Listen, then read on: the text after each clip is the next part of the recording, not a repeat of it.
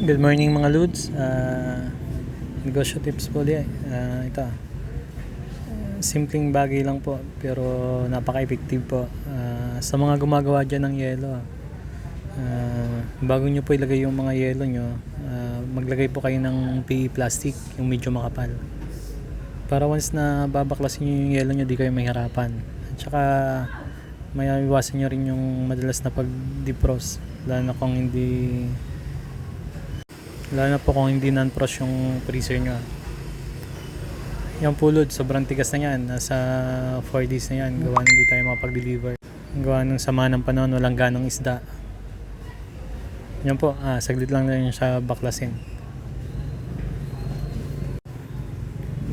Kaya mga lods yan, yung mga gumagawa ng yelo, lagyan nyo po ng plastic bago nyo ilagay yung mga yelo.